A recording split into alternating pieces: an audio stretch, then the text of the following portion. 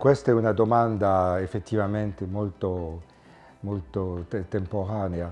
È una cosa, io direi, eccezionale, non soltanto perché è stata l'occasione di una diagnosi comprensivo, generale dello stato dell'economia italiana, in particolare digitale, e anche perché questa diagnosi adesso può essere accompagnato di finanziamenti che consentono veramente all'economia italiana, al sistema paese di andare avanti in una maniera molto dinamica e orientato verso il futuro. Quindi è un momento molto importante, non soltanto molto importante, ma io direi critico e necessario per il futuro.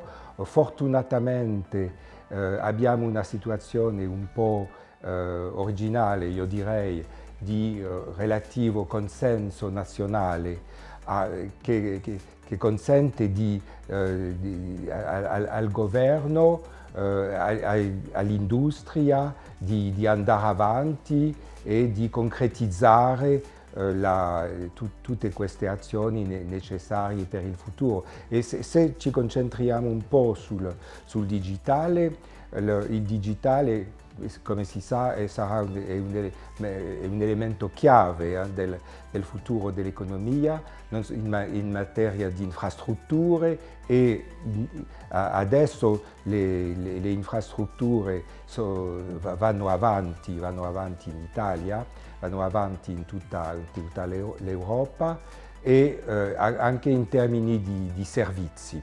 Ma forse dobbiamo guardare con un po' più di dettagli il funzionamento dei vari settori industriali e della fornitura di servizi, perché ci sono alcuni problemi, io direi, strutturali delle nostre economie in Europa e in particolare forse è un punto che lei vorrà anche affrontare dopo, il problema dell'importanza degli investimenti nell'ICT.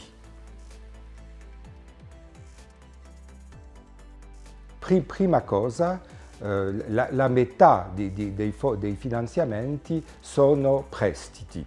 Questi prestiti dovranno essere rimborsati. Questa è una cosa importante e io direi molto positiva, perché il fatto di dover rimborsare impone una disciplina spesso il problema dei finanziamenti pubblici è che si può dire che una volta ottenuti i finanziamenti si può avere la tendenza a dimenticare un po' gli obiettivi e il controllo.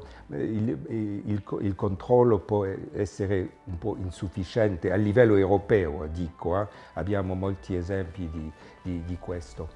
Ma in questo caso la disciplina del rimborso dei prestiti è una cosa essenziale e impone all'industria, anche alla pubblica amministrazione, uno sguardo, io direi, orientato verso il dinamismo, verso il cambiamento manageriale.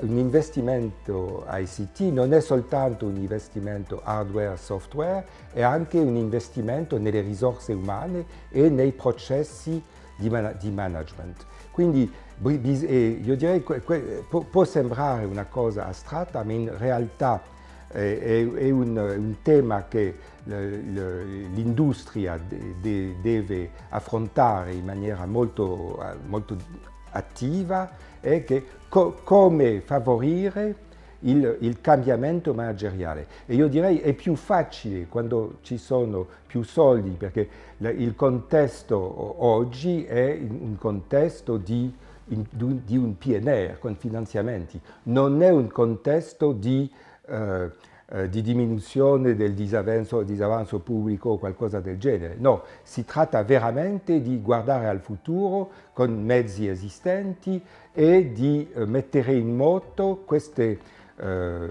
cambiamenti manageriali, più dinamicità nel sistema paese e questa è l'occasione in condizioni certamente molto delicate, ma è un'occasione che non si ritroverà nella generazione futura, quindi bisogna agire adesso.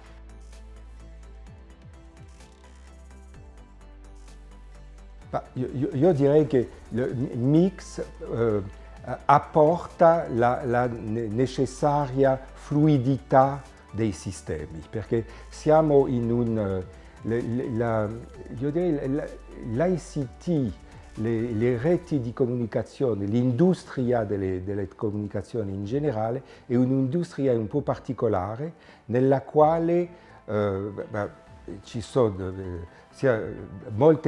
le aziende si fanno concorrenza, è un settore è molto concorrenziale, ma tutti devono lavorare insieme. E questo non esiste nella stessa maniera. Certo ci sono standard industriali nell'automobilistica o nella chimica, ma non c'è questa necessità che esiste nelle connessioni, nella connectivity, nell'interconnessione delle reti, di lavorare assieme. Quindi la fluidità, la trasparenza dell'interconnettività è un elemento necessario, fondamentale del buon funzionamento di tutte le reti, di tutte le aziende che sono coinvolte in questa industria.